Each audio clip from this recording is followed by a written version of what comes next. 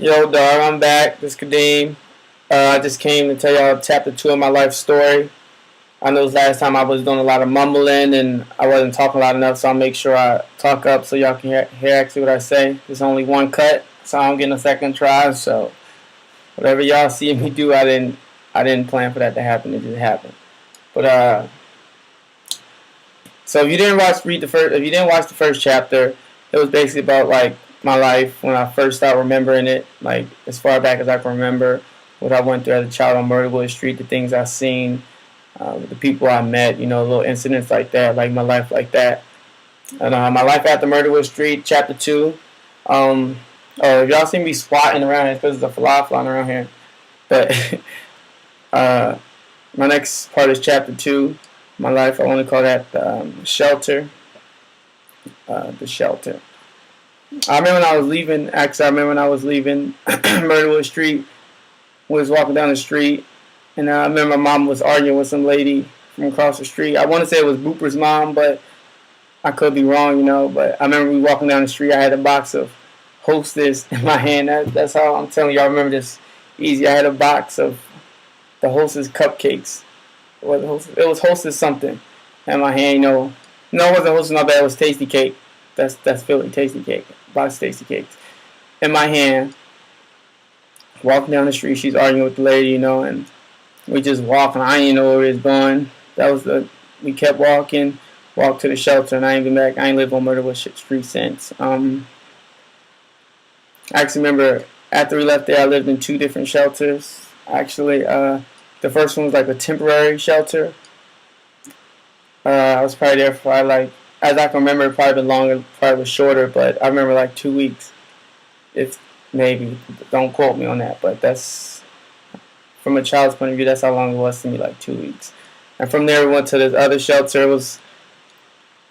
I want to say it was a children and women's shelter, but I kind of remember men there, so don't quote me on this either. I want to say it was a children and women's shelter, but a women and children shelter, but I could be wrong. But when we first got there, I actually remember mom had to take a test. You had to take a drug test in order to before you can move into the shelter. And I guess at the time, my mom, I guess she was still under the influence, whatever she was doing at the time, and she actually had me pee in the cup, and I didn't know what I was doing, so I went and peed in the cup, and I guess at the time, if I was doing drugs too, I guess we wouldn't have been living in that shelter because that was the last hope for that.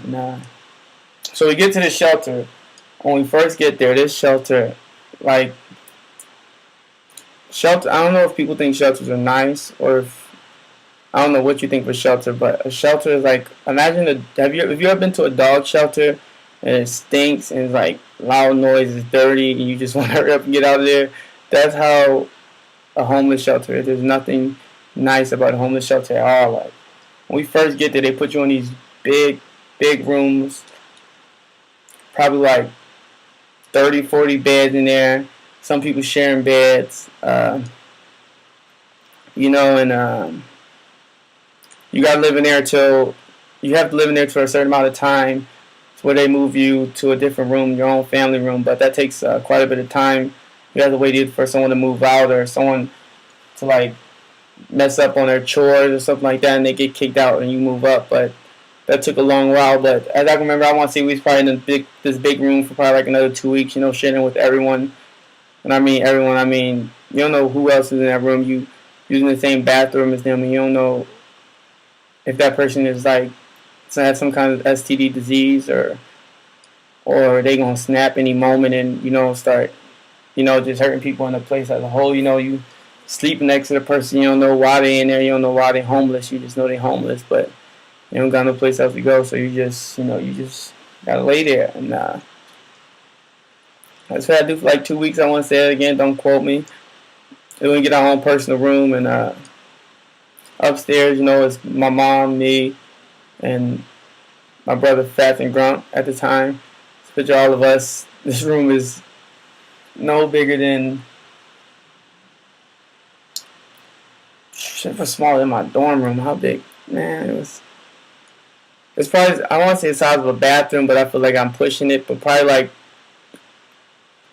a double bathroom maybe. Besides of that, just two mattresses. It's. I think I was going to sleep with my mom all the time. I was probably peeing in bed. She probably was mad at me, but at the time, I didn't really care. And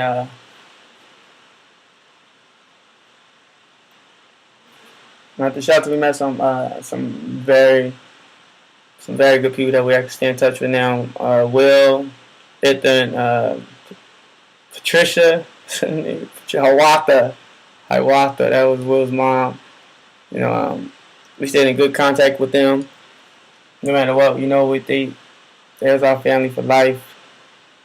But back to the shelter. The shelter, man, that was a horrible place. I remember times every day before the kids go to school, the parents had to wait to eat.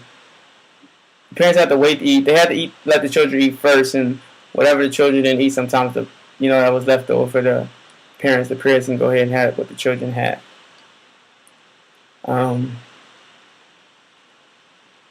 There was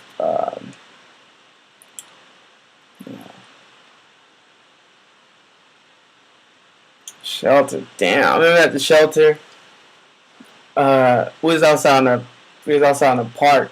This little rinkety down Crypt Keeper park. It was bad, it was real bad.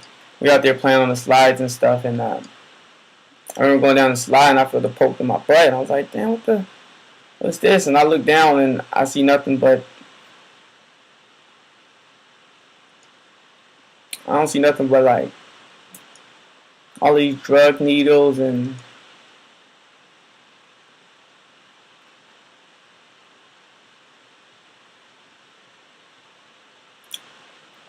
now when I look back and shit, that's a sad time. But I remember when it happened, I just wanted to keep playing. I didn't even tell my mom till later that I actually got poked by a drug needle.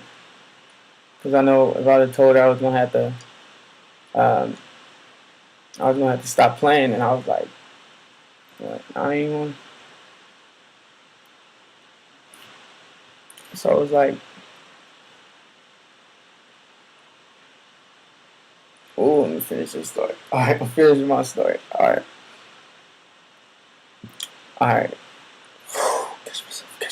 Catch myself.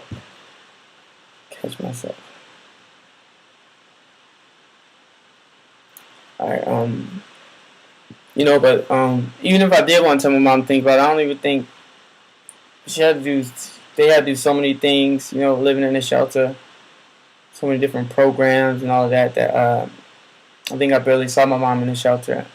So even if I did want to tell her, I think that would be hard for me to find her and tell her. But that night, I remember telling her, she was heated. She was so upset. She ended up taking me to the hospital. The only part I remember was going to the nurse and her pulling my pants down, checking my butt. After that, I don't remember anything after that. That was bad. That was crazy. Like, I guess I don't have nothing. I guess I'm cool. I guess it was good, but it's just, I look back at all the times where my life was just like, damn, something really bad could have happened. I'm just like, damn, I know I'm blessed, and that was one incident. And I remember going to the school. It's called AB Day. I believe. I remember that was a nice school. It wasn't a nice neighborhood. The school was, and the shelter actually was in a nice neighborhood. Nice school.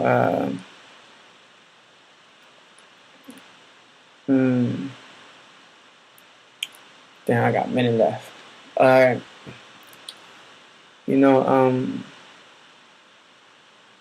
The school was cool.